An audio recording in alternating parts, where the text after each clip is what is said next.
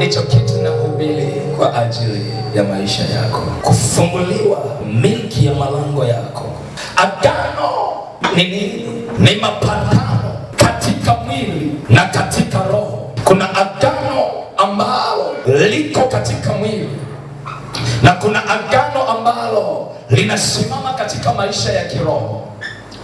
Agano la kimwili ni mapatano kati ya mtu na mtu katika vitu vinavyoonekana kitaasisi.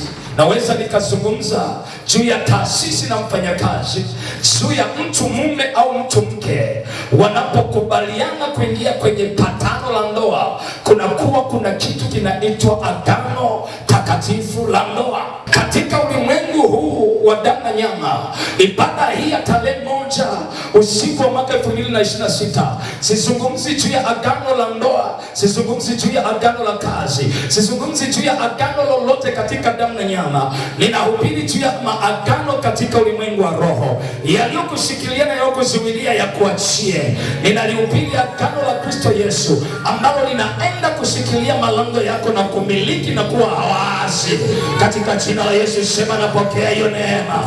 Agano hili liwe juu ya maisha yangu. Liko tayari kwa ajili ya ikao, liko tayari kwa ajili ya patano na Yesu Kristo. Sema amen.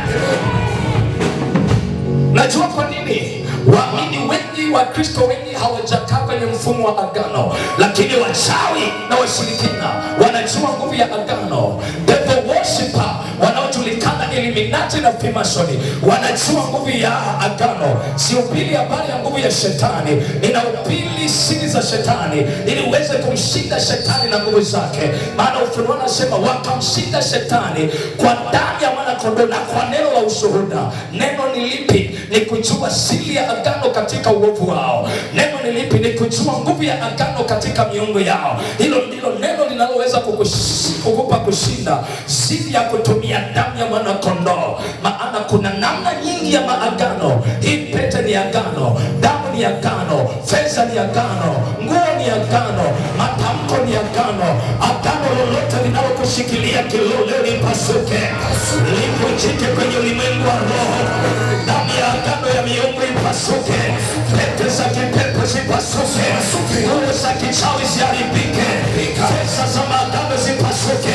Ziachie maisha yako, ziachie nyota yako, ziachie huduma yako, ziachie elimu yako, ziachie ndoa yako, ziachie taasisi yako. Hilo agano lipasuke leo. Waliokushikilia kiagano waachie, lipasuke hilo agano usiku wa leo. Free the mighty name of Jesus. Agano ni nini? Nataka naweza kukufundisha kwenye engo ngumu kweli. Uko kwenye madhabahu uwaga sina chakula chepesi. Agano ni mfumo wa maisha ya kiroho utokao mbinguni. Sijui kama unanielewa. Agano ni mfumo wa maisha ya mtu. Huu mfumo ni wa kimbingu wenye maisha ya kiroho, sio damu na nyama. Kwa ninapozungumza neno agano, nazungumza juu ya mfumo ambao shetani amekutembeza au Mungu anataka utembee kwao. Kwa nikizungumza neno agano, ninazungumza mfumo wa maisha, mfumo wa maisha. Nikizungumza agano la ndoa, ni mfumo wa maisha ambao mtu mume anakubali na mtu mke anakubali kujipunguzia uhuru. Umeona? Kuna binti amechumbiwa hapa, hata kuwa free kwa maamuzi yake. Kuna mtu amesimama na mke wake, hawi free kwa matakwa yake. Kila kitu lazima wazungumze, kwa sababu agano linakupunguzia uhuru wa kuishi katika uhuru wa mambo ambayo uko peke yako. Kwa hiyo ni mfumo ambao unatengeneza maisha mengine tofauti. Nikizungumza agano la roho, ni mfumo ambao umetengenezwa special kutoka mbinguni kwa baraka, kukusaidia kuishi katika huduma, kukusaidia kuishi katika mafanikio. Ni agano lipi limekufunga? Ni agano lipi unatembea nalo? Kama hauna agano la kiroho, hauna mfumo wa kimbingu kufanya ubarikiwe. Na kama kuna agano la kipepo, basi kuna mfumo wa kiroho kutokao kuzimu unaoharibia vision na maisha ulionayo. Na kataa kwa jina la Yesu aliye hai. Hakuna mtu anayenisikiliza usiku wa leo tena. Sijui kama baba unanielewa kitu nasema. Kama una agano litokalo kuzimu, ni mfumo wa kipepo unaoishi katika maisha wayatakayo. Una nyota ndio, una shepu ndio, una sura na akili ndio, una elimu ndio, ni mtu kukubaliwa ndio, lakini agano linakutengenezea mifumo mingine. Watu wale waliokupigia makofi kipindi unasoma, wale wanakukataa. Watu wale waliosema wewe unastahili, mifumo ya agano inasema haustahili. Ila leo ile agano lipasuke juu yako, mifumo ya kipepo yalimike juu yako na ikakaa juu yako kwa jina la Yesu.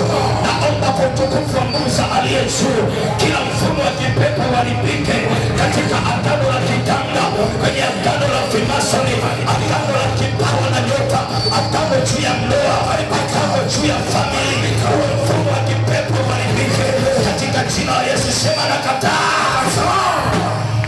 Ni mfumo wa maisha ya kiroho, ila una benefit kwenye mwili, kinaitwa agano.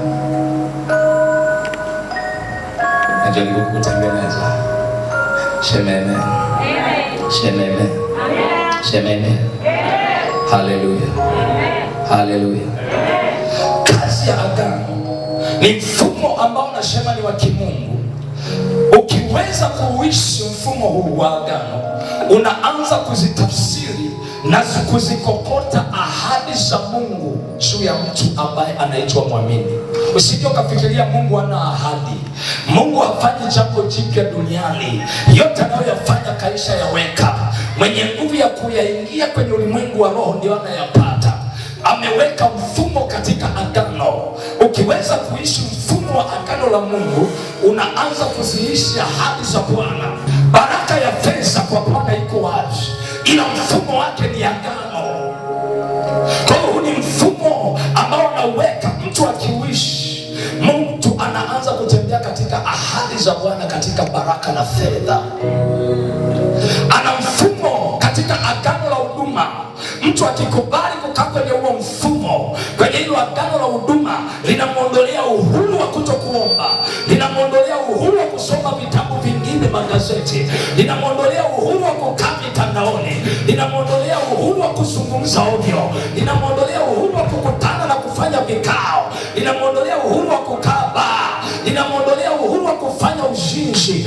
Anatengenezwa katika mifumo mipya. Huyo mtu akianza kukaa kwenye huo mfumo, mimi naanza kuopaleti pamoja naye, ishara zinatoka kwake, uponyaji unatoka kwake, huyo mtu anakuwa baraka. Hivyo ninazungumza juu ya agano. Sema amen.